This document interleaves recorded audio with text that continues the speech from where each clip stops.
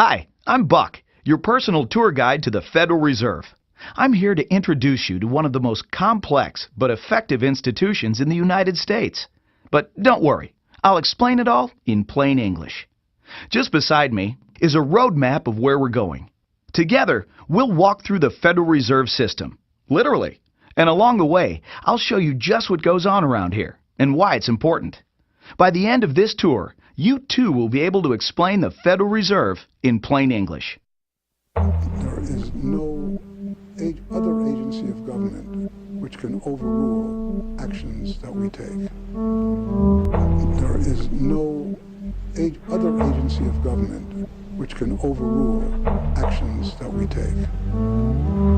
There is no other agency of government which can overrule actions that we take. That would effectively be a takeover of monetary policy by the Congress, a repudiation of the independence of the Federal Reserve, which would be highly destructive to the stability of the financial system, the dollar, and our national economic situation. The Federal Reserve does not own any gold at all. We have not owned gold since 1934.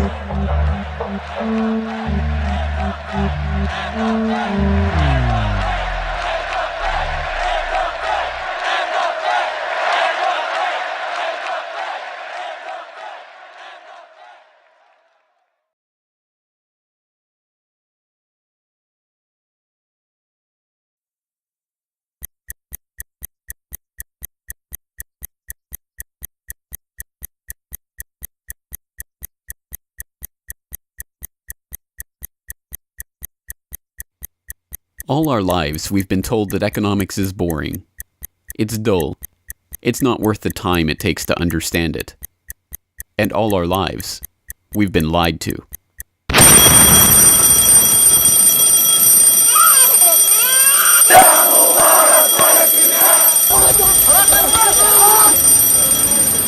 War, poverty, revolution. They all hinge on economics, and economics all rests on one key concept. Money. Money. It is the economic water in which we live our lives. We even call it currency. It flows around us, carries us in its wake, drowns those who are not careful. We use it every day, in nearly every transaction we conduct. We spend our lives working for it, worrying about it, saving it, spending it, pinching it. It defines our social status. It compromises our morals. People are willing to fight, die, and kill for it. But what is it? Where does it come from? How is it created? Who controls it? It is a remarkable fact that, given its central importance in our lives, not one person in 100 could answer such basic questions about money as these. So if you were planning a family, you'd want to know where babies come from. Yeah. And this is a lot about banking. So let me ask you, where does money come from? Where does the money come from? Where does any money? The government prints it. It's printed off. Where does money come from? How is new money created? By labor. People work and produce wealth, and the money is supposed to match that wealth. Where does money come from?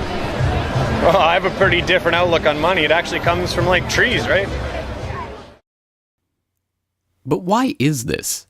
How could we be so ignorant about a topic of such importance? Where does money come from is a basic, childlike question.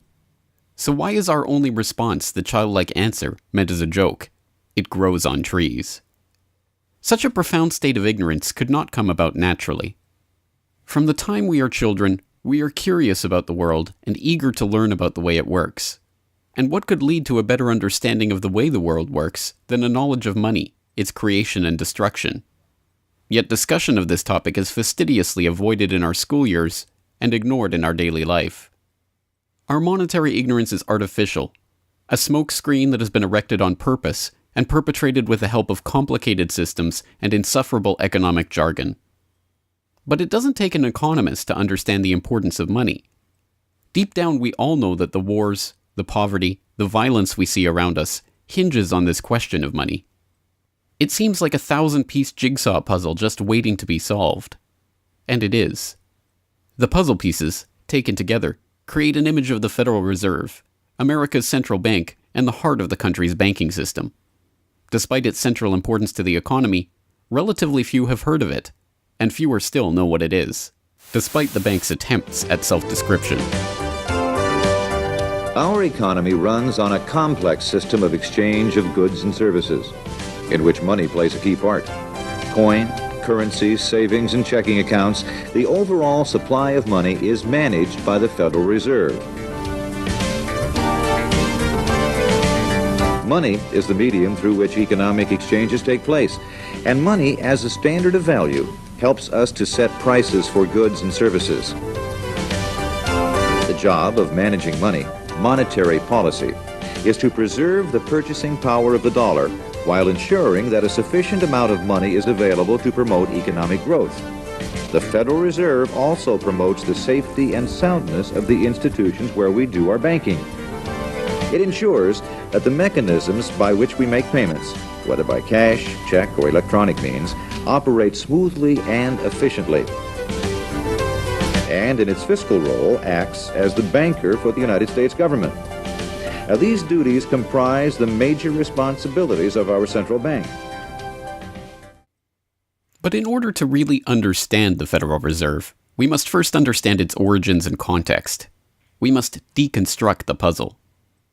The first piece of that puzzle lies here, in the White House. This is where the Federal Reserve Act, then known as the Currency Bill, was signed into law after passing the House and Senate in late December 1913. The New York Times of Christmas Eve 1913 described the festive scene. The Christmas spirit pervaded the gathering. While the ceremony was a little less impressive than that of the signing of the Tariff Act on October 3rd last in the same room, the spectators were much more enthusiastic and seized every occasion to applaud. There in the White House that fateful December evening, President Wilson signed away the last veneer of control over the American money supply to a cartel, a well-organized gang of crooks so successful, so cunning, so well hidden that even now, a century later, few know of its existence, let alone the details of its operations. But those details have been openly admitted for decades. Of course, just as we have been taught to find economics boring, we have been taught that this story is boring. This is the way the Federal Reserve itself tells it. The United States was facing severe financial problems. At the turn of the century, most banks were issuing their own currency, called banknotes. The trouble was, currency that was good in one state was sometimes worthless in another.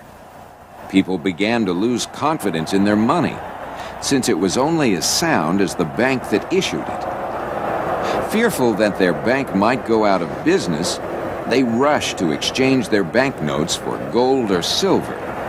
By attempting to do so, they created the Panic of 1907. During the panic, people streamed to the banks and demanded their deposits. The banks could not meet the demand.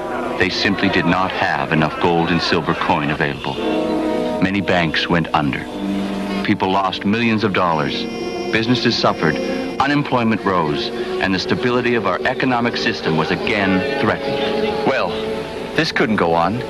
If the country was going to grow and prosper, some means would have to be found to achieve financial and economic stability. To prevent financial panics like the one in 1907, President Woodrow Wilson signed the Federal Reserve Act into law in 1913. But this is history as told by the victors, a revisionist vision in which the creation of a central bank to control the nation's money supply is merely a boring historical footnote, about as important as the invention of the zipper or an early 20th century hula hoop craze. The truth is that the story of the secret banking conclave that gave birth to that Federal Reserve Act is as exciting and dramatic as any Hollywood screenplay or detective novel yarn, and all the more remarkable for the fact that it is all true. We pick up the story, appropriately enough, under cover of darkness. It was the night of November 22nd, 1910, and a group of the richest and most powerful men in America were boarding a private rail car at an unassuming railroad station in Hoboken, New Jersey. The car, waiting with shades drawn to keep onlookers from seeing inside, belonged to Senator Nelson Aldrich, the father-in-law of billionaire heir to the Rockefeller dynasty, John D. Rockefeller Jr. A central figure on the influential Senate Finance Committee where he oversaw the nation's monetary policy, Aldrich was referred to in the press as the general manager of the nation. Joining him that evening was his private secretary Shelton, and a who's who of the nation's banking and financial elite. A. Pyatt Andrew, the Assistant Treasury Secretary, Frank Vanderlip, President of the National City Bank of New York, Henry P. Davison, a senior partner of J.P. Morgan Company, Benjamin Strong Jr., an associate of J.P. Morgan and president of Bankers Trust Co., and Paul Warburg, heir of the Warburg banking family and son-in-law of Solomon Loeb of the famed New York investment firm Kuhn, Loeb and Company. The men had been told to arrive one by one after sunset to attract as little attention as possible. Indeed, secrecy was so important to their mission that the group did not use anything but their first names throughout the journey so as to keep their true identity secret even from their own servants and waitstaff. The movements of any one of them would have been reason enough to attract the attention of New York's voracious press, especially in an era where banking and monetary reform was seen as a key issue for the future of the nation. A meeting of all of them, now that would surely have been the story of the century. And it was. Their destination? The secluded Jekyll Island off the coast of Georgia, home to the prestigious Jekyll Island Club whose members included the Morgans, Rockefellers, Warburgs, and Rothschilds. Their purpose? Davison told intrepid local reporters who had caught wind of the meeting that they were going duck hunting. But in reality, they were going to draft a reform of the nation's banking industry in complete secrecy. G. Edward Griffin, the author of the best-selling The Creature from Jekyll Island and a longtime Federal Reserve researcher, explains. What happened is that the banks decided that since there was going to be legislation anyway to control their industry, that they wouldn't just sit back and wait and see what happened and cross their fingers that it would be okay. They decided that to do what so many cartels do today, they decided to take the lead, and they would be the ones calling for regulations and reform. They like the word reform, and the American people are suckers for the word reform. You just put that into any corrupt piece of legislation, call it reform, and people say, oh, I'm all for reform, and so they vote for it or accept it. So that's what they were doing. They decided we will reform our own industry. In other words, we will create a cartel, and we will give the cartel the power of government. We'll take our cartel agreement so that we can self-regulate to our advantage, and we'll call it the Federal Reserve Act. And then we'll take this cartel agreement to Washington and convince those idiots there to pass it into law. And that basically was the strategy. It was a brilliant strategy. Of course, we see it happening all the time, and certainly in our own day today, we see the same thing happening in other cartelized industry. Right now, we're watching it unfold in the field of healthcare, but at that time, it was banking, all right? And so the banking cartel wrote their own rules and regulations, called it the Federal Reserve Act, got it passed into law, and it was very much to their liking because they wrote it.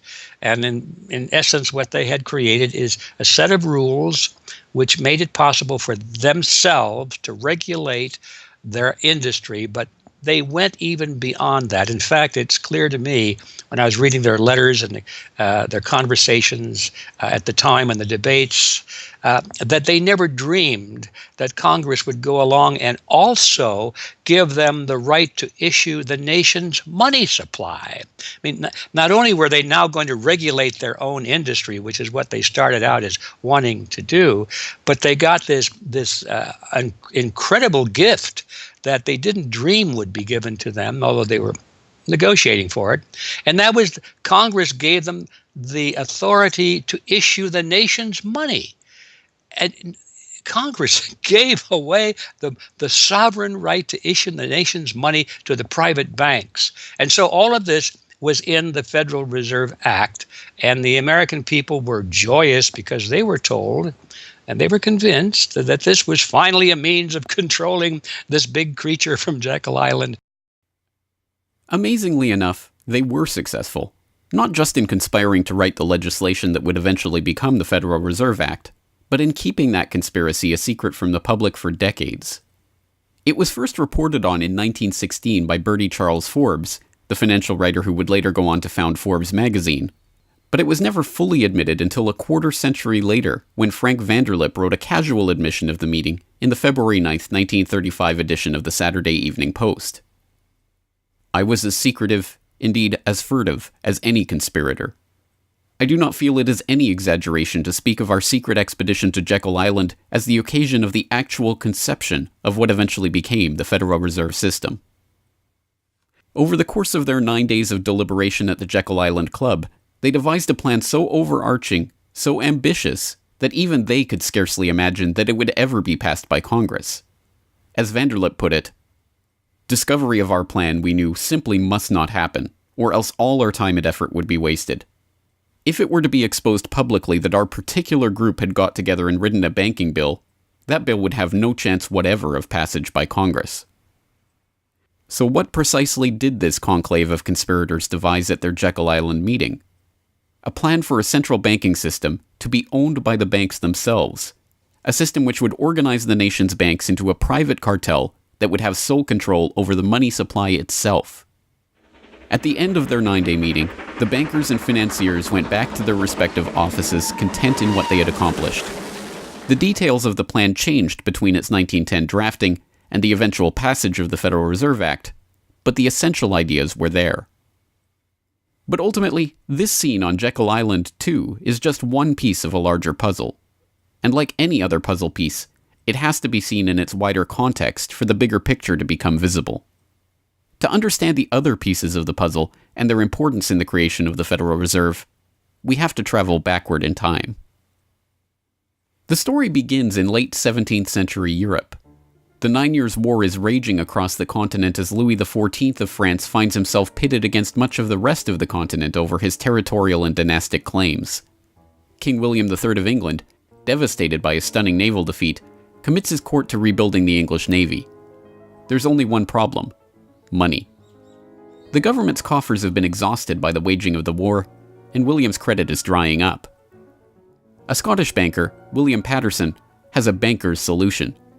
A proposal to form a company to lend £1 million to the government at 6% plus £5,000 management fee, with the right of note issue.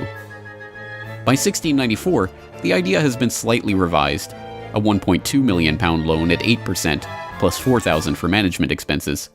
But it goes ahead. The magnanimously titled Bank of England is created. The name is a carefully constructed lie, designed to make the bank appear to be a government entity. But it is not. It is a private bank owned by private shareholders for their private profit, with a charter from the king that allows them to print the public's money out of thin air and lend it to the crown. What happens here at the birth of the Bank of England in 1694 is the creation of a template that will be repeated in country after country around the world. A privately controlled central bank lending money to the government at interest, money that it prints out of nothing. And the jewel in the crown for the international bankers that creates this system is the future economic powerhouse of the world, the United States. In many important respects, the history of the United States is the history of the struggle of the American people against the banksters that wish to control their money. By the 1780s, with colonies still fighting for independence from the crown, the bankers will get their wish. In 1781, the United States is in financial turmoil. The Continental, the paper currency issued by the Continental Congress to pay for the war, has collapsed from overissue and British counterfeiting. Desperate to find a way to finance the end stages of the war, Congress turns to Robert Morris, a wealthy shipping merchant who was investigated for war profiteering just 2 years earlier. Now, as Superintendent of Finance of the United States from 1781 to 1784, he is regarded as the most powerful man in America, next to General Washington. In his capacity as Superintendent of Finance, Morris argues for the creation of a privately owned central bank deliberately modeled on the Bank of England that the colonies were supposedly fighting against. Congress, backed into a corner by war obligations and forced to do business with the bankers just like King William in the 1690s, acquiesces and charters the Bank of North America as the nation's first central bank. And exactly as the Bank of England came into existence loaning the British Crown £1.2 million, the BNA started business by loaning $1.2 million to Congress. By the end of the war, Morris has fallen out of political favor and the Bank of North America's currency has failed to win over a skeptical public. the BNA is downgraded from a national central bank to a private commercial bank chartered by the state of Pennsylvania. But the bankers have not given up yet. Before the ink is even dry on the Constitution, a group led by Alexander Hamilton is already working on the next privately owned central bank for the newly formed United States of America. So brazen is Hamilton in the forwarding of this agenda that he makes no attempt to hide his aims or those of the banking interests he serves. A national debt, if it is not excessive, will be to us a national blessing, he wrote in a letter to James Duane in 1781. It will be a powerful cement of our union. It will also create a necessity for keeping up taxation to a degree which, without being oppressive, will be a spur to industry. Opposition to Hamilton and his debt-based system for establishing the finances of the U.S. is fierce. Led by Jefferson and Madison, the bankers and their system of debt enslavement is called out for the force of destruction that it is, with Thomas Jefferson writing, "The spirit of war and indictment, since the modern theory of the perpetuation of debt, has drenched the earth with blood and crushed its inhabitants under burdens ever accumulating."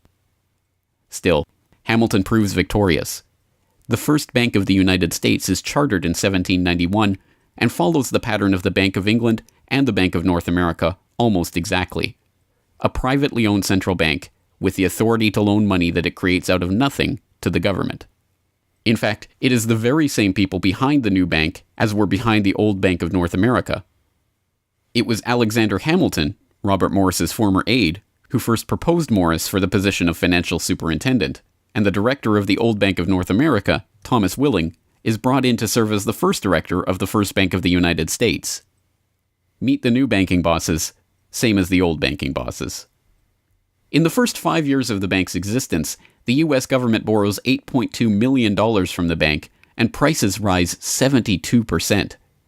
By 1795, when Hamilton leaves office, the incoming Treasury Secretary announces that the government needs even more money and sells off the government's meager 20% share in the bank, making it a fully private corporation.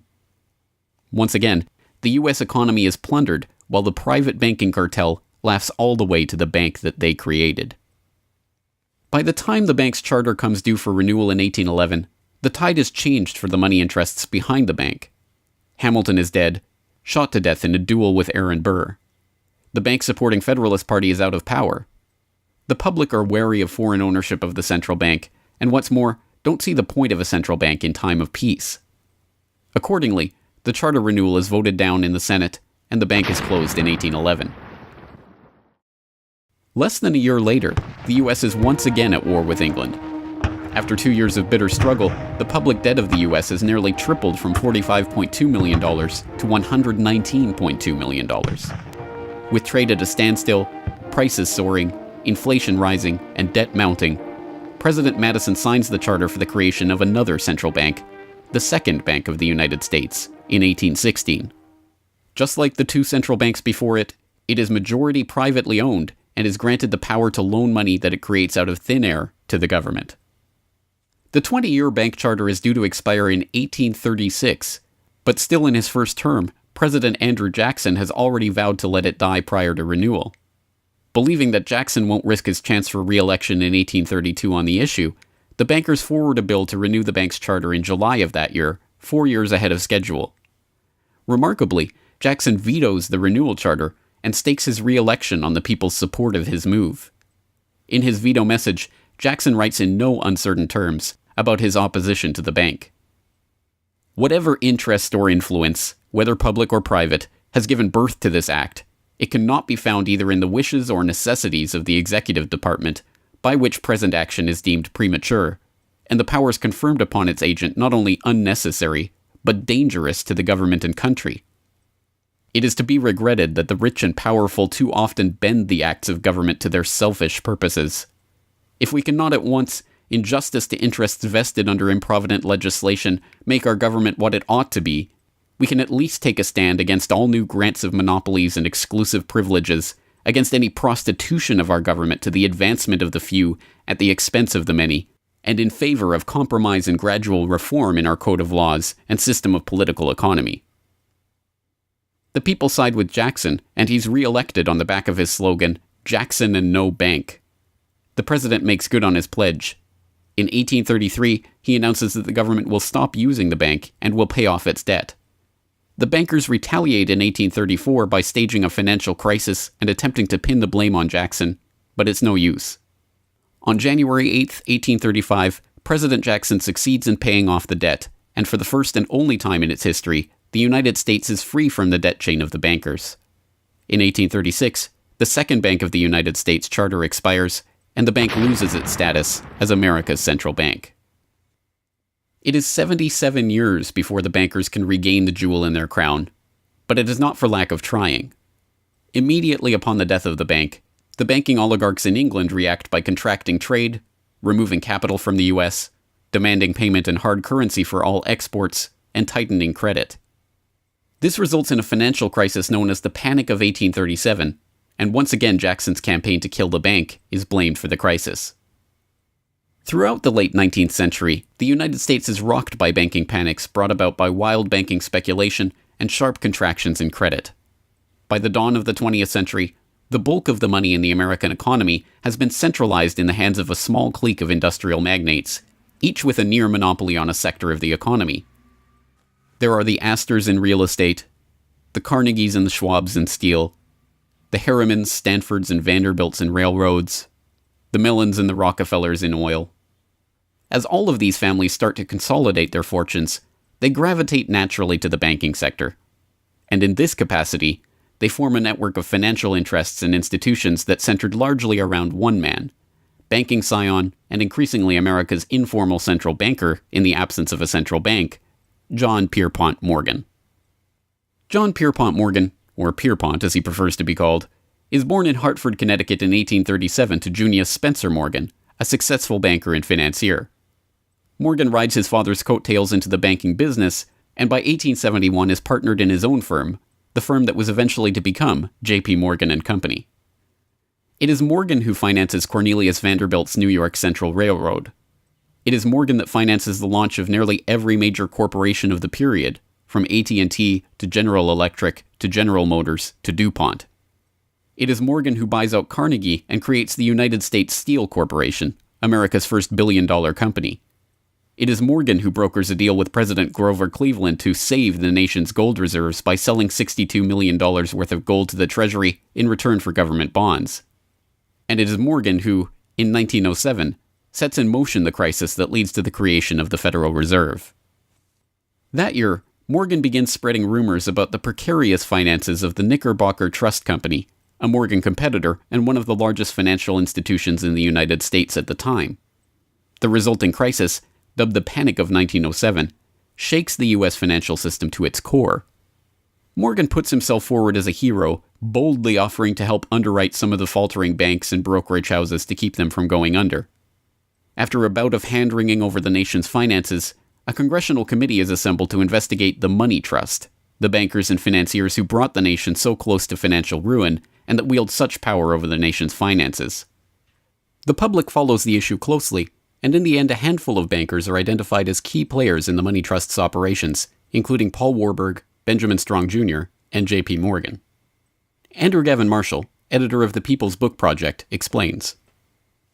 At the beginning of the 20th century, there was an investigation following the greatest of these financial panics, which was in 1907.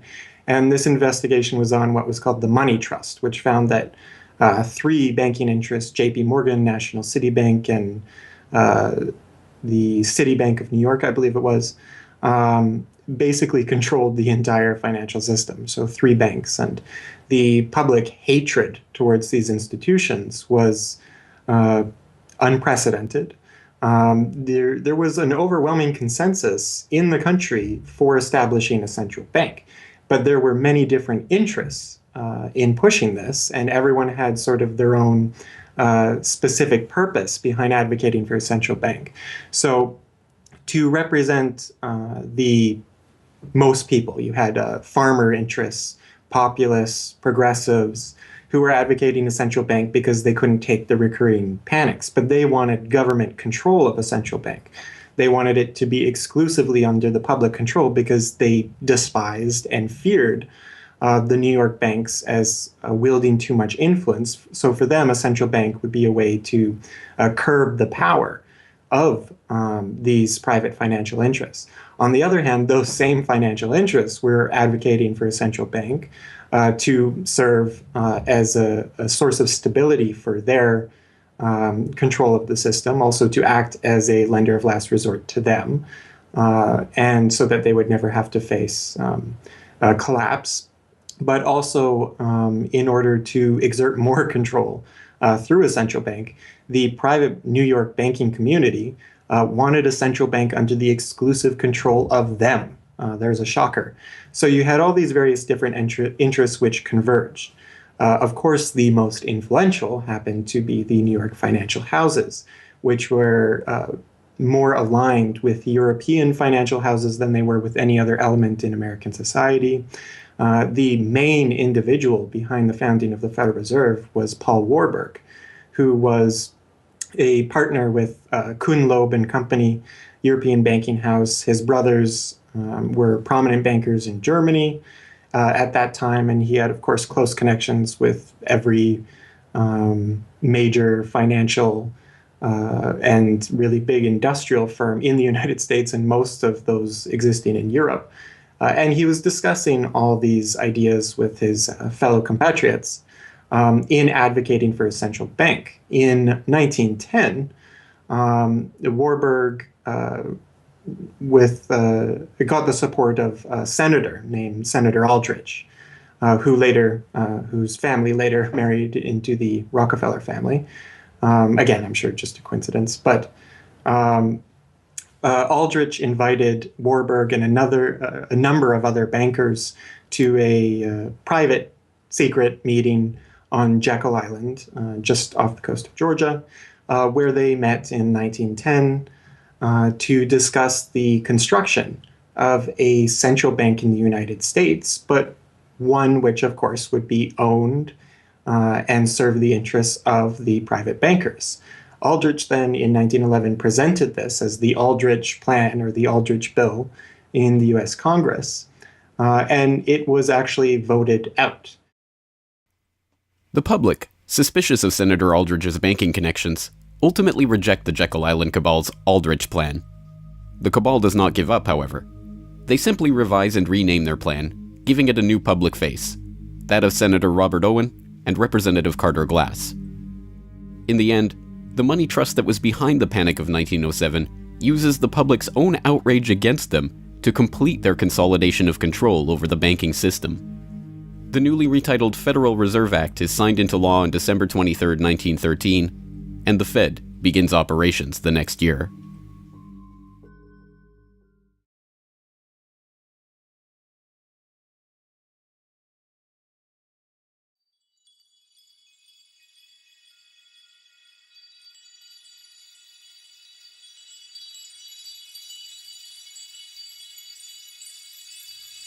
So how does the Federal Reserve System work?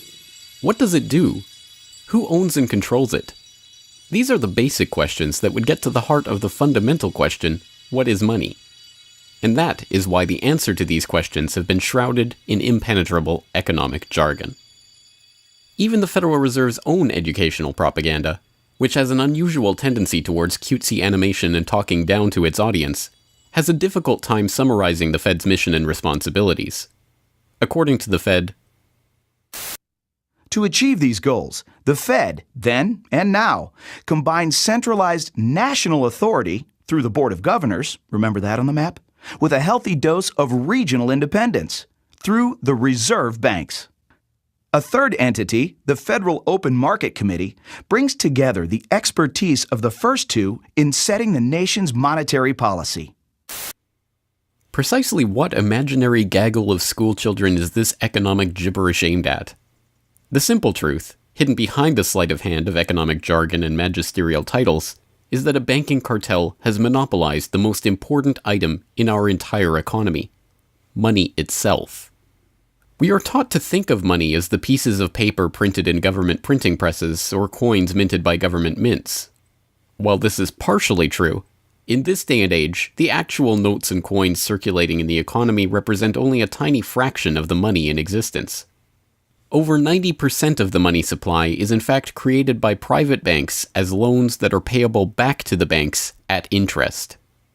Although this simple fact is obscured by the wizards of Wall Street and gods of money who want to make the money creation process into some special art of alchemy carefully overseen by the government, the truth is not hidden from the public. In December 1977, the Federal Reserve Bank of New York published another of its dumbed-down cartoon-ridden information pamphlets for the general public, attempting to explain the functions of the Federal Reserve System. There in black and white, they carefully explain the money creation process. Commercial banks create checkbook money whenever they grant a loan, simply by adding new deposit dollars to accounts on their books in exchange for a borrower's IOU. Banks create money by monetizing the private debts of businesses and individuals. That is, they create amounts of money against the value of those IOUs. There it is, in plain English. The vast majority of money in the economy, the checkbook money in our accounts at the bank and that we use in our electronic transfers and digital payments, is created not by a government printing press, but by the bank itself. It is created out of thin air as debt, owed back to the bank that created it at interest. This means that bank loans are not money taken from other bank depositors, but new money simply conjured into existence and placed into your account. And the bank is able to create much more money than it has cash to back up those deposits. The Fed claims to be the entity overseeing and backing up the banking industry. It was established, according to its own propaganda, to stabilize the system and prevent bank runs like the Panic of 1907 from happening again. Throughout much of the 1800s, almost any organization that wanted could print its own money. As a result, many states, banks, and even one New York druggist did just that. In fact, at one time, there were over 30,000 different varieties of currency in circulation. Imagine the confusion. Not only were there multitudes of currencies, some were redeemable in gold and silver, others were backed by bonds issued by regional governments. It was not unusual for people to lose faith both in the value of their currency and in the entire financial system. With many people trying to withdraw their deposits at once, sometimes the banks didn't have enough money on hand to pay their depositors. Then, when the funds ran out, the banks suspended payment temporarily, and some even closed. People lost their entire savings, and sometimes regional economies suffered. Obviously, something had to be done. And in 1913, something was. In that year, President Woodrow Wilson signed into effect the Federal Reserve Act. This act created the Federal Reserve System to provide a safer and more stable monetary and banking system. If that was indeed its aim, it signally failed to do so in running up one of the greatest bubbles in American history to that point in the 1920s, just a decade after its creation. The popping of that bubble, of course, led directly into the Great Depression and one of the greatest periods of mass poverty in American history. Economists have long argued that the Fed itself was the cause of the Depression by its complete mismanagement of the money supply. As former Federal Reserve Chairman Ben Bernanke admitted in a speech commemorating Fed critic Milton Friedman's 90th birthday, regarding the Great Depression, "You're right, we did it. We're very sorry. But thanks to you, we won't do it again." Price stability is another cited tenet of the Federal Reserve's mandate. But here, too, the Fed has completely failed to live up to its own standards. Aside from the banking system, the Federal Reserve has another responsibility that's probably even more important. It's in charge of something called monetary policy. Basically, it means trying to keep prices stable to avoid inflation. Say you buy a CD today for $14. But what if next year the price of the CD jumped to $20 or $50? Not because of a change in supply or demand, but because all prices were going up. That's inflation. There are a lot of different causes of inflation, but one of the most important is too much money. The Fed can adjust the money supply by injecting money into the system electronically or by withdrawing money from the economy. Think of it. The Federal Reserve has the ability to create money and make it disappear. What's most important is what happens as a result. Anytime the supply of money is altered, the effects are felt throughout the economy. The Fed's methods have changed over time to take advantage of the latest computers and electronics, but its mission remains the same: to aim for stable prices, full employment, and a growing economy. 100 years ago, in 1913, the Fed was created, and we've marked it with a vertical line there. Consumer prices now are about 30 times higher than they were when the Fed was created in 1913. Paper money, too, is the responsibility of the Federal Reserve. Hence, the dollars in circulation are not Treasury notes, not bills of credit, but Federal Reserve notes, debt-based notes backed up, ultimately, by the government's own promise to pay. It's sovereign bonds backed up by the taxpayers themselves. At one time, the Federal Reserve banks were legally required to keep large stockpiles of gold in reserve to back up these notes. But that requirement was abandoned, and today the notes are backed up mostly by government securities.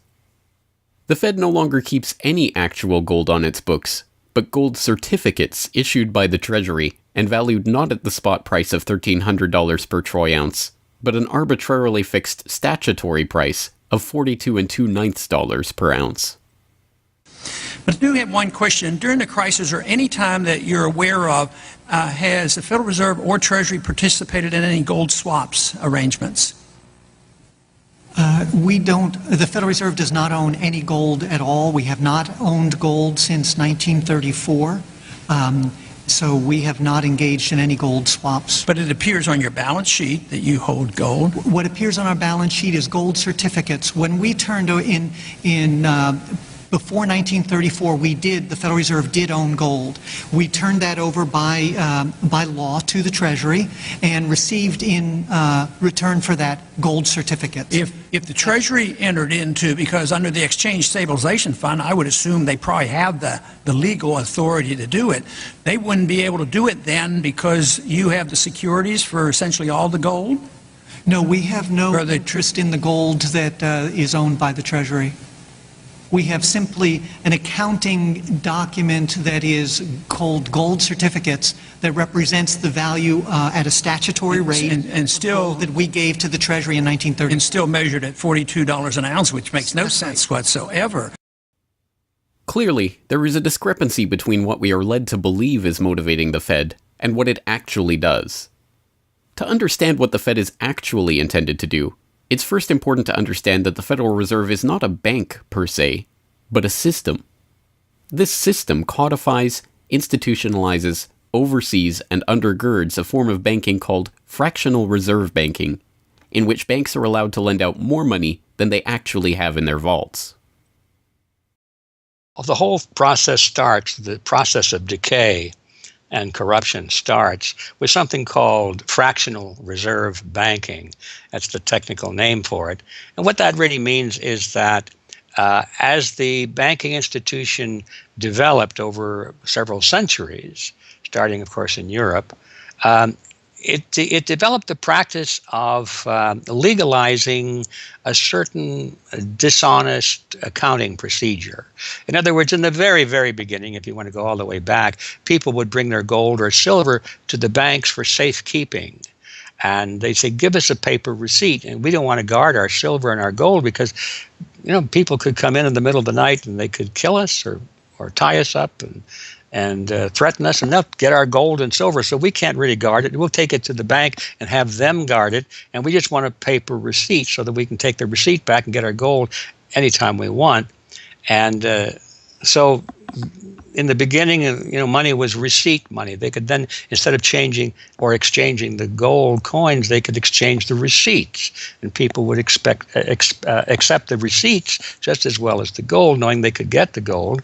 And so these paper receipts being circulated were, in essence, the very first examples of paper money. Well, the banks learned early on that game that here they were sitting on this pile of gold and all these paper receipts out there. People weren't bringing the receipts in anymore. Very few of them, maybe 5%, maybe 7% of the people would bring in their paper receipts and ask for the gold. So they said, why don't we just sort of give more receipts out than we have gold? They'll never know because we only are asked at the best 7% of it, so we can create more receipts for gold than we have, and we can collect interest on that because we'll loan that into the economy and we'll charge interest on this money that we don't really have. And it's a pretty good gimmick, don't you think? And they, well, yeah, of course. And so that's how fractional reserve banking started. And now it's institutionalized, and they teach it in school.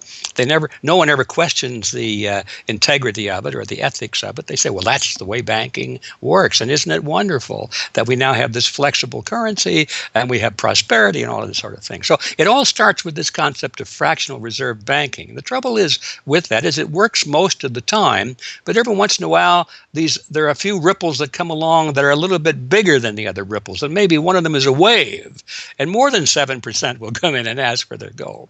Maybe 20% will come in, or 30%.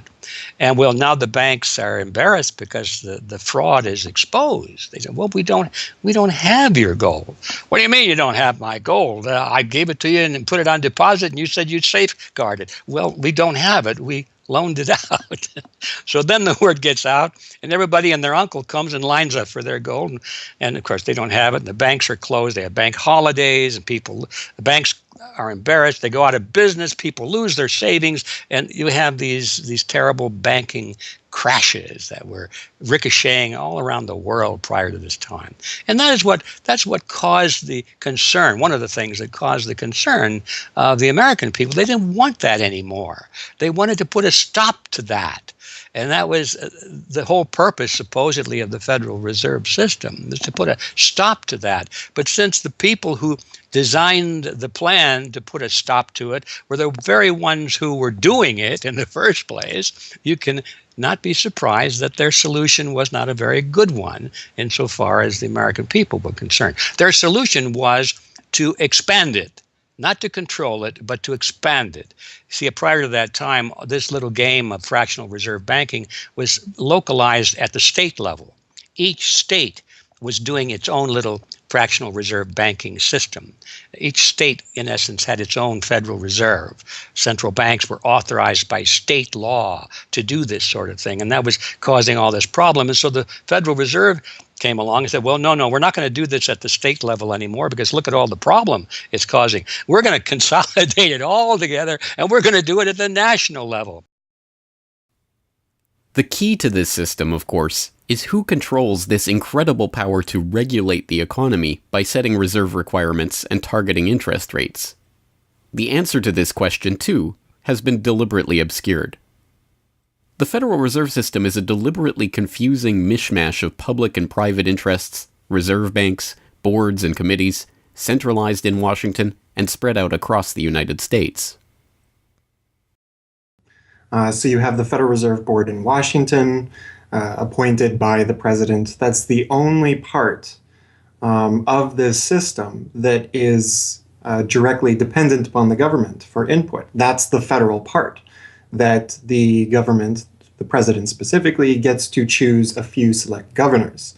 The 12 regional banks, the most influential of which is the Federal Reserve Bank of New York, essentially based in Wall Street to represent Wall Street, is representative of the major Wall Street banks who own shares in the private, not federal, but private Federal Reserve Bank of New York. All the other regional banks are also private banks. They vary according to how much influence they wield, but the Kansas City Fed is influential, the St. Louis Fed, the Dallas Fed.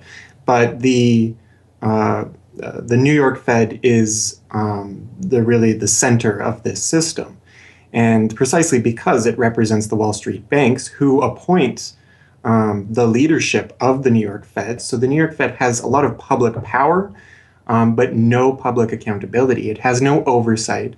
It does not answer to Congress the way that the chairman of the Federal Reserve Board of Governors does. And even then, the chairman of the Fed, of the Federal Reserve Board, who is appointed by the president, does not answer to the president. He does not answer to Congress. He goes to Congress to testify, but the policy that they set is independent.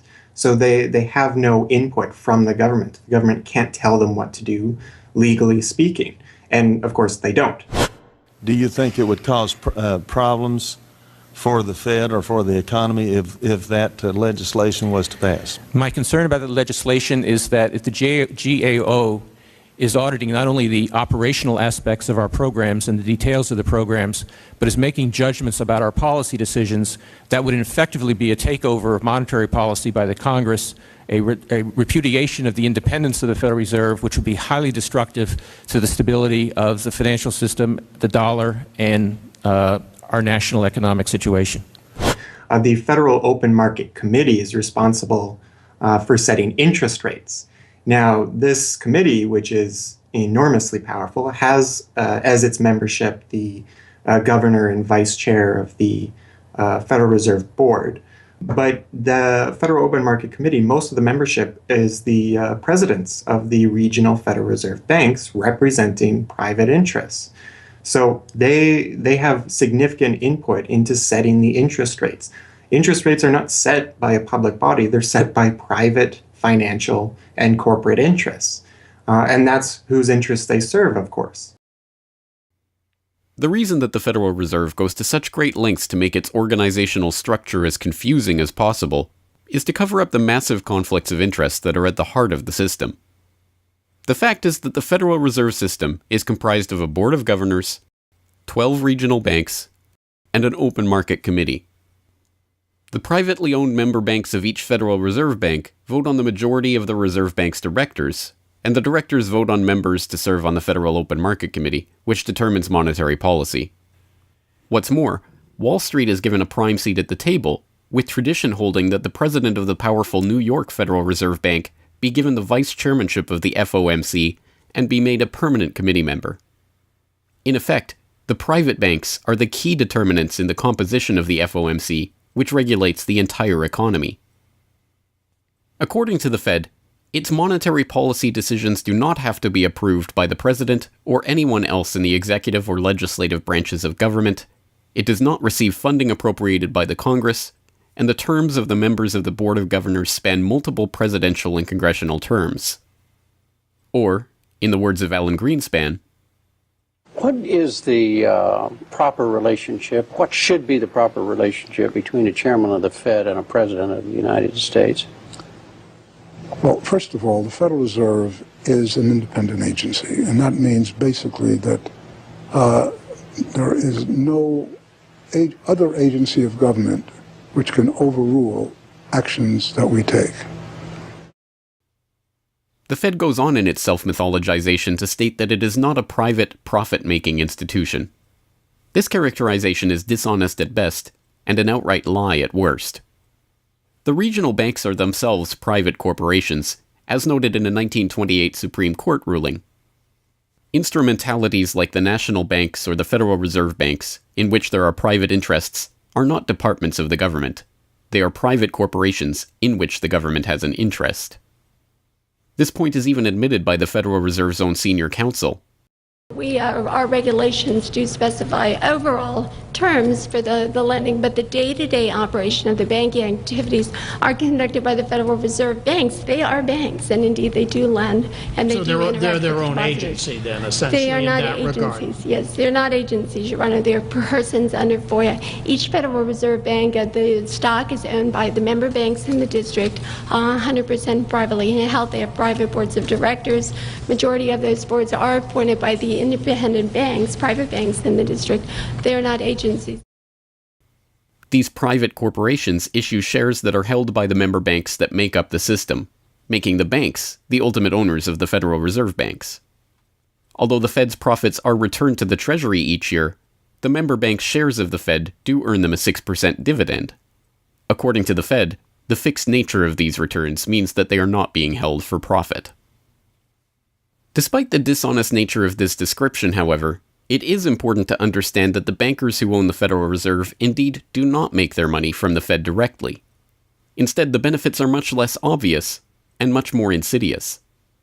The simplest way that this can be understood is that, as a century of history and a specific example of the last financial crisis shows, the Fed was used as a vehicle to bail out the very bankers who own the Fed banks in the most obvious example of fascistic collusion imaginable. A handful of financial institutions have enriched themselves as a result of institutional speculation on a large scale as well as manipulation of the market. And secondly, what they have done is that they have then gone to their governments and said, well, we are now in a very difficult situation and you need to give us money so that we can retain the stability of the financial system. And who actually lends the money or brokers the public debt? The same financial institutions which are the recipients of the bailout. Okay, and so what you have is a circular process. It's a diabolical process. You're lending money. You're not lending money. You're handing money to the large financial institutions, and then this is leading up to a mounting public debt in the trillions. Okay. And then you say to the financial institutions, we need to establish a new set of treasury bills and government bonds, etc., which of course are sold to the public, but they are always brokered through the financial institutions, which establish their viability and so on and so forth. And the financial institutions will probably buy part of this public debt. So that in effect what the government is doing is financing its own indebtedness through the bailouts. It hands money to the banks, but to hand the money to the banks, it becomes indebted to those same financial institutions, and then it says, well, we now have to emit large amounts of public debt. Please, can you help us? And then the banks will say, well, your books are not quite in order. And then the government will say, well, obviously they're not in order because we've just handed you $1.4 trillion of bailout money, and we're now in a very difficult situation, so we need to borrow money from the people who are, in fact, the recipients of the bailout. So this is really what we're dealing with. We're dealing with a circular process. The 2008 crisis and subsequent bailouts are merely the latest and most brazen examples of the fundamental conflicts of interest at the heart of America's privately owned central banking system. Beginning with the collapse of Lehman Brothers in September of that year, the Federal Reserve embarked on an unprecedented program of bailouts and special zero-interest lending facilities for the very banks that had caused the subprime meltdown in the first place. By the cartelization of the Federal Reserve structure, and thus not by accident, it was the very bank presidents who had overseen their banks' lending practices that ended up in the director positions of the Federal Reserve banks that voted on where to direct the trillions of dollars in bailout money. And unsurprisingly, they directed it toward their own banks. A stunning 2011 Government Accountability Office report examined $16 trillion of bailout facilities extended by the Fed in the wake of the crisis and exposed numerous examples of blatant conflicts of interest. Jeffrey Immelt, chief executive of General Electric, served as a director on the board of the Federal Reserve Bank of New York, at the same time the Fed provided $16 billion in financing to General Electric. JP Morgan Chase chief executive Jamie Dimon, meanwhile, was also a member of the board of the New York Fed during the period that saw $391 billion in Fed emergency lending directed to his own bank. In all, Federal Reserve Board members were tied to $4 trillion in loans to their own banks. These funds were not simply used to keep these banks afloat, but actually to return these Fed-connected banks to a period of record profits in the same period that the average worker saw their real wages actually decrease and the economy on Main Street slow to a standstill. Ben Bernanke, at that time the chairman of the Federal Reserve Board of Governors, was confronted about these conflicts of interest by Senator Bernie Sanders upon the release of the GAO report in June 2012. Senator, you raised an important point, which is that this is not something the Federal Reserve created. This is in the statute. Congress in the Federal Reserve Act said this is the governance of the Federal Reserve, and more specifically that bankers would be on the board. And 6 out of 9. Sorry? 6 out of 9 in the regional banks are coming from the banking industry. That's correct, and that is in the law. And right. I'll answer your question, though. The answer to your question is that Congress set this up. We have tried, I think we've made it into something useful and valuable. We do get information from it. But if Congress wants to change it, of course, we will work with you to find alternatives. Bernanke is completely right. These conflicts are, in fact, a part of the institution itself. A structural feature of the Federal Reserve that was baked into the Federal Reserve Act itself over 100 years ago by the bankers who conspired to cartelize the nation's money supply. You could not ask for a more succinct reason why the Federal Reserve itself, this admitted cartel of banking interests, needs to be abolished. But you could get one.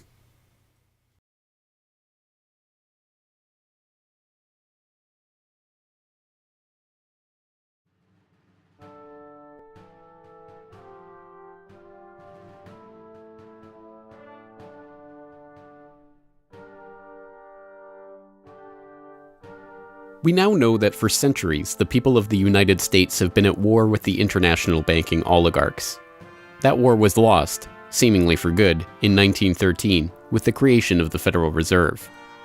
With the passage of the Federal Reserve Act, President Woodrow Wilson consigned the American population to a century in which the money supply itself has depended on the whims of the banking cabal. A century of booms and busts, bubbles and depressions, has led to a wholesale redistribution of wealth toward those at the very top of the system. At the bottom, the masses toil in relative poverty, single-income households becoming double-income households out of necessity, their quality of life being slowly eroded as the Federal Reserve notes that pass for dollars are themselves devalued. Worse yet, the fraud itself perpetuates Alexander Hamilton's persistent myth that a national debt is necessary at all. The US is now locked into a system whereby the government issues bonds to generate the funds for their operations, bonds that are backed up by the taxation of the public's own labor. The perpetrators of this fraud, meanwhile, remain in the shadows, largely ignored by a general public that could instantly recognize the latest Hollywood heartthrob or pop idol, but have no clue what the head of Goldman Sachs or the New York Fed does, let alone who they are. This cabal bear allegiance to no nationality, no philosophy or creed, no code of ethics. They are not even motivated by greed, but power. The power that the control of the money supply inevitably brings with it. After a person has all the money in the world that you could possibly use to buy anything you want, what's left to capture your imagination? And the answer, of course, is power. Power over people. Now, money is power over people, but there's another power over people as well, and that is the political power, the social power. And I think this has now become the dominant driving force of these people. They've already got the money. They've got it locked down. Now they're striving for this new world order, as their name for it. They want all of the world into one political unit, which they dominate, not only with money, but with military and psychological means and education and media and propaganda. They want total control over every human on the planet. And by golly, they're moving pretty rapidly in that direction. It did not take long for this lust for power to rear its head. In 1921, just 7 years after the Fed began operations, the same J.P. Morgan-connected banking elite that founded the Federal Reserve incorporated an organization called the Council on Foreign Relations with the goal of taking over the foreign policy apparatus of the United States, including the State Department. In this quest, it was remarkably successful. Although there are only about 4,000 members in the organization today, its membership has included 21 Secretaries of Defense, 18 Treasury Secretaries, 18 Secretaries of State, 16 CIA directors, and many other high-ranking government officials, military officers, business elite, and, of course, bankers. The first director of the CFR was John W. Davis, J.P. Morgan's personal lawyer and a millionaire in his own right. Together with its sister organizations in Britain and elsewhere around the world, these groups would work together toward what they called a new world order of total financial and political control directed by the bankers themselves. As Carroll Quigley, noted Georgetown historian and mentor of Bill Clinton, wrote in his 1966 work, Tragedy and Hope, A History of the World in Our Time, the powers of financial capitalism had a far-reaching aim, nothing less than to create a world system of financial control in private hands, able to dominate the political system of each country and the economy of the world as a whole. This system was to be controlled in a feudalist fashion by the central banks of the world acting in concert, by secret agreements arrived at in frequent private meetings and conferences. The apex of the system was to be the Bank for International Settlements in Basel, Switzerland, a private bank owned and controlled by the world's central banks, which were themselves private corporations. This is why the bankers and their partners in government and business conspired to bring about the 2008 crisis. Not for the pursuit of money, but power. In the same way the bankers used the panic of 1907 to consolidate their control over the money supply, they hope to use the 2008 crisis and subsequent panics, which they themselves have created, to consolidate their political control. The International Summit for the Global Financial Crisis has been expanded from G7 to G20 because the leading 7 developed countries cannot solve the crisis alone. This expanded meeting raises the question whether a new global financial system will be created. So is this some sort of a new world order, which Gordon Brown kind of alluded to? British Prime Minister Gordon Brown has described the quote-unquote guiding principles to be addressed at the summit. They are transparency, sound banking, responsibility, integrity, and get this, global governance, unquote. I think a new world order is emerging, and with it the foundations of a new and progressive era of international cooperation. The inevitable conclusion, one that flows necessarily from the true understanding of this situation, is that the Federal Reserve System needs to be consigned to the dustbin of history. After a century of enslavement, it is time for the American public to finally throw off the bankers' debt chains. If there was ever a point in human history to start questioning alternatives, this would be it. And to think that where we are and simply say, oh, well, this is the best of our options. How many of the best options lead to self-destruction? Doesn't sound like a best option. I think that with a world of 7 billion people, we can probably come up with something better than a system in which a few thousand people benefit so much at the expense of everything else on this world, and at the expense of the potential for the future of mankind. They're leveraging our future. And so long as we accept this way of thinking, so long as we accept these institutions as having dominance, that's the direction we'll be going. So I think reform is a good way to try and stall and to push back directly against the expanding and evolving power structures. But a radical change is what's really needed, and that has to be built from the bottom up. But I think that these two processes can and should go together in parallel. If you've made it this far, congratulations. You are now better informed on the economic history of the United States and the truth about the Federal Reserve than 99% of the population. If you do nothing else, then just working to get those around you educated on this information alone will have a profound effect. Once they learn of the scam, many are motivated to do something about it, and they, in turn, inform others. This is the viral nature of suppressed truth, and it is the reason that more people are aware of and energized by the issue of the Federal Reserve and the nature of money than ever before. Perhaps even more amazingly, this movement is spreading to other parts of the globe. Recognizing the interlocking nature of the modern global economy and the international nature of the banking oligarchy, movements to abolish the Federal Reserve have sprung up in Europe, where protests against the cartelized central banking system are taking place in over 100 cities, attracting 20,000 people on a weekly basis. I started this movement because I realized that the Federal Reserve Act, in my opinion, is one of the most worst laws in the whole world. So a private banking company is lending America the money, and in my opinion, America is not any more democratic. The Federal Reserve tells the government what to do, and that's a problem. It's a very big problem, especially in the US. Why is it a global issue, and why are people doing it here in Germany? Because when you realize that this finance system, it's a global system, you have to go to the really beginning of the system. And in my opinion, it's also the World Bank and the International Fund of Currencies and stuff like this. But at the beginning of all this is a law from 1913. Woodrow Wilson signed it. And this is the beginning of all this hardcore capitalism we are suffering right now from. And the only way to stop this is maybe to break this law. But what if the burgeoning movement to end the Fed is successful? What system do people propose as the answer? There have been several proposals along different lines by various researchers. Some argue for a return to America's colonial roots of debt-free money issued by state-run banks, pointing to the Bank of North Dakota as one already functioning, successful model of this approach.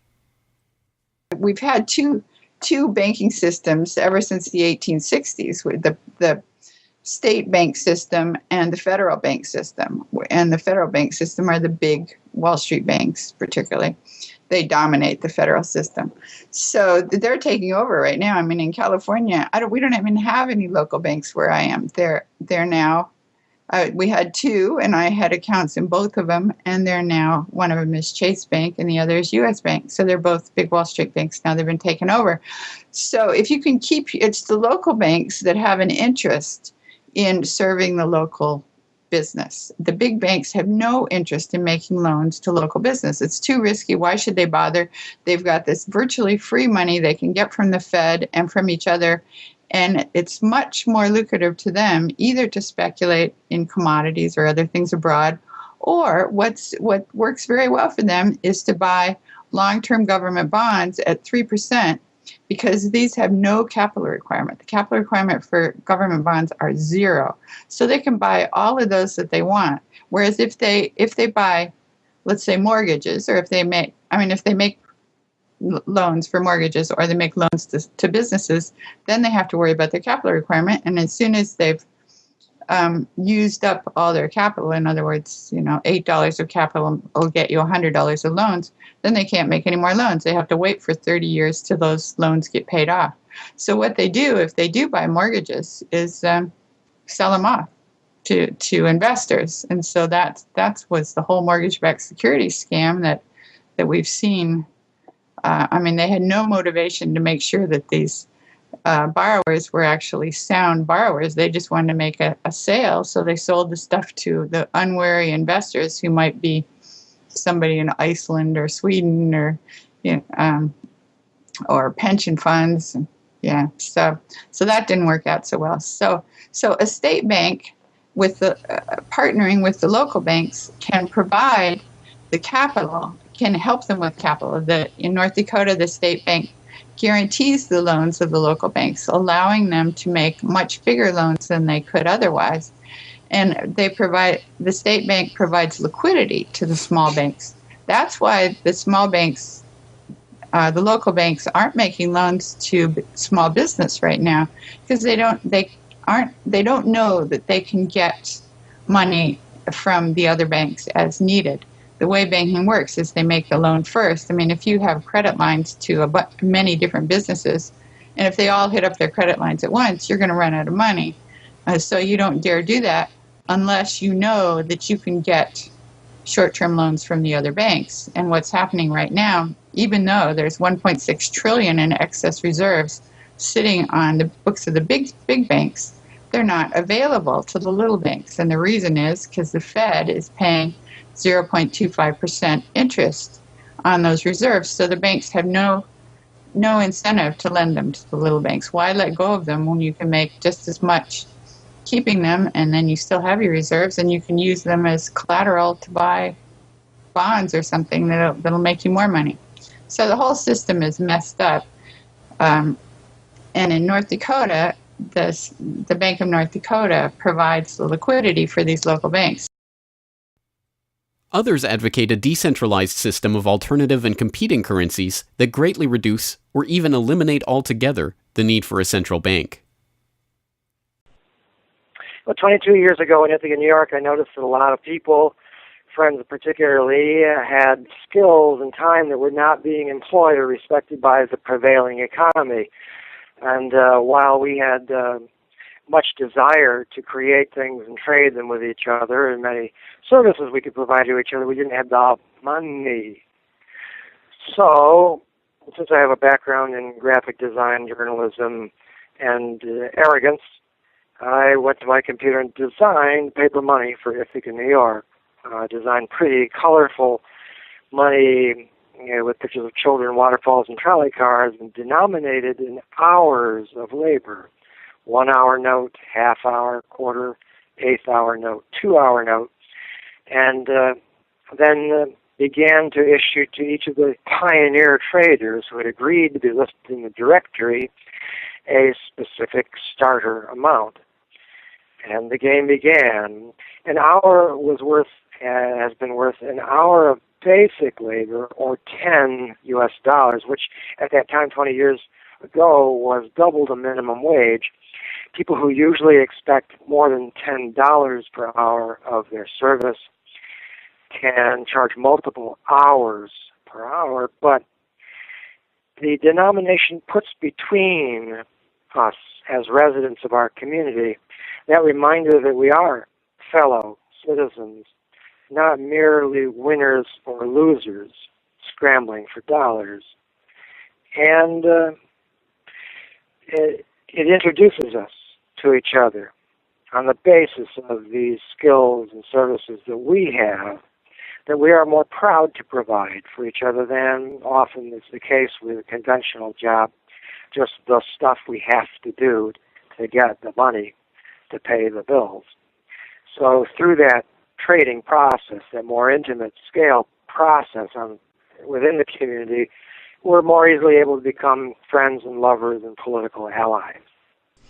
It's an inspiring story, and tell people about how much money has circulated through this community. I mean, it's important for people to understand just how successful this has been. Because we're not a computer system, we don't have a specific volume of trading recorded, but by the grapevine, by phone surveys, and over the years watching the money move, we were able to guess very reliably at several $1 million equivalent of this money has transacted over those years, making loans without charging interest up to $30,000 value, which is the fundamental monetary revolution in our system. Then as well, making grants of the money to over 100 community organizations. Some argue for currencies whose mathematical nature prevent them from being merely conjured into existence whenever a federal government wants to wage another war of aggression or forge another link in the seemingly endless train of governmental tyranny and abuse. What people have to understand about Bitcoin is that it's a completely decentralized network. There's no central server, there's no controlling company, there's no office. It's just free software that anyone can download and start running on their computer anywhere in the world. And that the Bitcoins themselves can be transferred to or from anyone, anywhere in the world. And it's impossible for any bank or government or entity to block you from sending or receiving those Bitcoins. There's a limited supply of those Bitcoins. There will never, ever, ever be more than 21 million Bitcoins. And so because, like everything, the price is set based on supply and demand, because the supply of Bitcoins is limited and the demand is increasing as more and more people start to use them and more websites start to accept them, the price of Bitcoins in terms of dollars is going to have to increase even a lot more than the $500 per Bitcoin that it is today. Are there any drawbacks at all to the idea of using a cryptocurrency? If you're part of the current power elite that can just print money at will to spend on whatever you feel like, then yeah, the world switching over to Bitcoin is probably not going to benefit you. But if you're one of the normal people that aren't working for the Federal Reserve or any central bank that's printing money to pay to your friends and that sort of thing, then a Bitcoin world is a wonderful thing for you. Sound money, cryptocurrencies, state banks, LETS programs, self-issued credit. These and many other solutions have all been proposed, and many of them are in use in different localities today.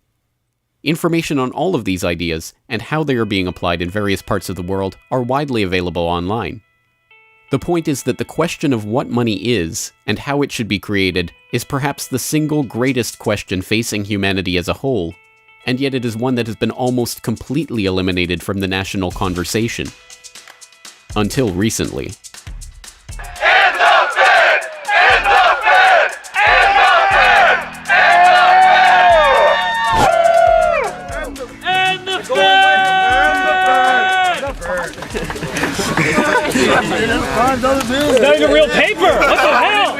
And the Fed! And the Fed! And the Fed! And the Fed!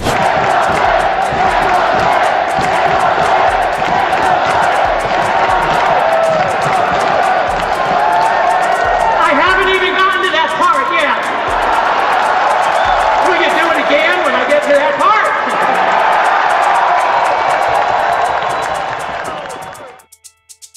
And so the rest of the story is now in our hands. Once we understand the scam that has taken place, the gradual consolidation of wealth and power in the hands of an elite few banking oligarchs, and the growing impoverishment of the masses, all in the name of banking funny money created out of nothing and loaned to the public at interest, we can choose to get active or to do nothing at all. For those who choose to get active, there are some steps that you can take to help change the course of the system.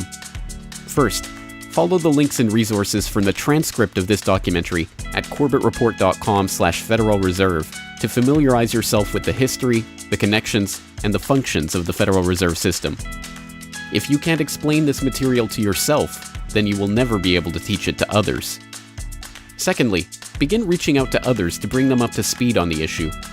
It can be as simple as broaching this conversation in the Monday morning water cooler talk, or passing out a copy of this documentary, or sending out links to this information to your email list. Insert this topic into your conversations. When people start talking about the national debt, or the state of the economy, or other political talking points, get them to question the roots of these issues, and why there is a national debt at all. Thirdly, when you are able to find or create a group of like-minded people in your area who are engaged with the issue, start a study group on the issue and its solutions.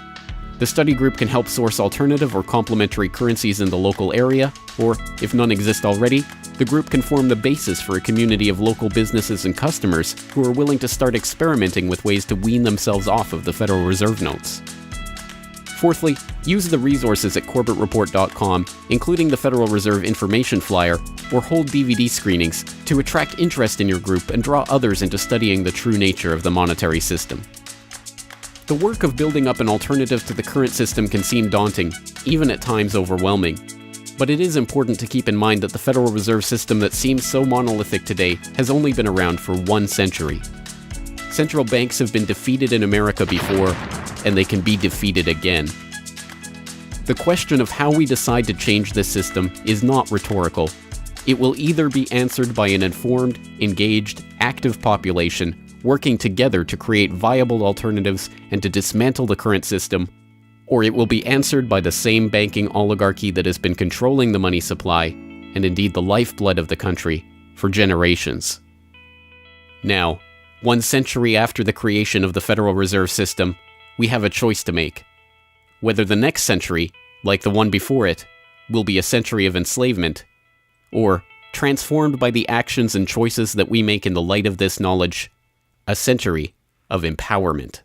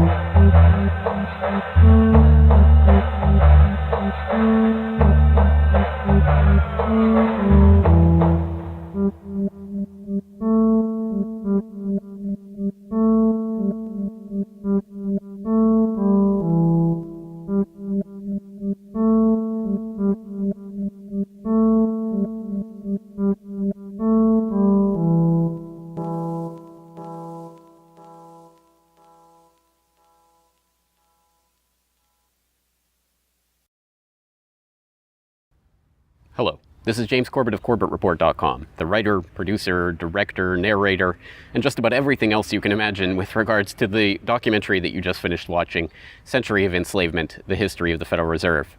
As I mentioned towards the end of that documentary, if you've made it this far, then you are now better informed about the Federal Reserve, its origins, what it is, how it functions, and why it must be opposed than 99% of the general public. And if you've made it this far, then you are obviously one of the very few who is very eager and motivated to join the rising tide of free humanity that is seeking to throw off the debt chains of the banksters in the United States and around the world. And if you are so motivated, then I have some treats for you. I have some resources that I'd like to direct you to. As I mentioned again towards the end of that documentary, there are some resources up at corbettreport.com that I hope will help you in your quest to better inform yourself and better inform others about the Federal Reserve System. Because once again, if you can't explain this to yourself, then how could you ever hope to explain it to anyone else? So I think the first quest that we must all engage in is to improve our own understanding of the Federal Reserve System and how it functions, and then to spread that information to others. And on that note, once again, if you go to corbettreport.com, you'll be able to find, first and foremost, this documentary itself is, of course, 100% freely available online, which you would know because you're watching this right now. So, of course, there will be links to the YouTube version of this documentary or the downloadable MP4 version on my website. There's also audio MP3 files available for download. All of those, again, freely open to the public, and I do encourage you to send them out to others if you do find it to be a valuable resource yourself. And once you're there at corbettreport.com, you'll find not only the documentary itself, but also a transcript of the documentary, complete with hyperlinks to all of the source documents, videos, articles, all of the information that was used to compile this documentary. So I hope that will be a valuable resource, again, for people who are looking to put this information together in a way that makes sense in their own head, and so that they can see where all of this information is coming from, much of it sourcing from the Federal Reserve itself. So I hope that the hyperlinked transcript will be valuable to people out there who are seeking to broaden their understanding of these topics. And you will also find there a news information pamphlet that I have put together with the help of Mike Krentz of MikeKrentz.com, a graphic designer who's helped me out a lot behind the scenes on the website. As you can tell from the graphics on this documentary, I'm not a graphic designer myself by trade or by training. So I certainly do appreciate Mike's help in putting this information pamphlet together. And this is just a few points that have been addressed in this video, informational points about the Federal Reserve, what it is, and some interesting little teasers to get people interested in this information. You can download and print this off from corbettreport.com and use it however you like, handing it out to people on the street, using it as a discussion point if you hold a DVD screening, if you want to just post it up in public areas, only where allowed by law, of course. Once again, this is freely available for download and for you to print out and to use to help spread information about the Federal Reserve System. And it's available both in color and black and white and should print nicely onto standard 8.5 by 11 letter size paper. So that will all be up there at the website, along with, of course, an actual DVD version of this documentary. Once again, if you do find this information useful, then I hope you will try to spread it to others. There are a lot of people who prefer the online link, but there will be some people who you cannot reach online. For those people, and for yourself, if you so desire, here is a physical hard copy that you can order from corbettreport.com for 2,000 Japanese yen. That's about 20 Federal Reserve notes. Because unfortunately, we are trapped in this debt-based bankster-led system.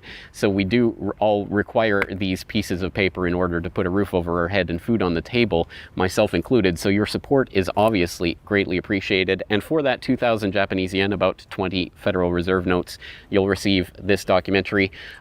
Disc 1 containing the documentary itself. Disc 2, the full 1-hour interview with G. Edward Griffin. So I think, again, a valuable resource for people who are looking for more information about the Federal Reserve.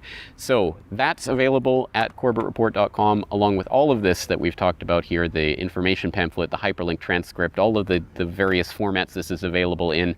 Once again, I've tried to make this as straightforward as possible and also as detailed as possible so that you can start to further your own exploration and understanding of this system that we're facing. Once again, of course, any way that you choose to get this information out to others is greatly appreciated, but if you do want to send the Corbett Report links around, the best one to use is corbettreport.com/Federal Reserve. That will have the documentary in the YouTube format, it will have the downloadable MP3 and MP4 formats, it will have the transcript, it will have the downloadable information pamphlet, and it will also have a link to buy the DVD. So all of that will be there at corbettreport.com/Federal Reserve. Please send people there if you're going to send people anywhere. So once again, I really do salute you for taking time out of your busy day, out of your schedule, to devote yourself to watching and learning and understanding this material, and to helping spread this information and awareness to others, because it is only together that we will ever be able to form the movement that will ultimately turn the tide against the banksters and defeat the Federal Reserve and all of the similarly privately controlled central banks all around the world. So once again, thank you for your time and attention. I'm James Corbett of CorbettReport.com.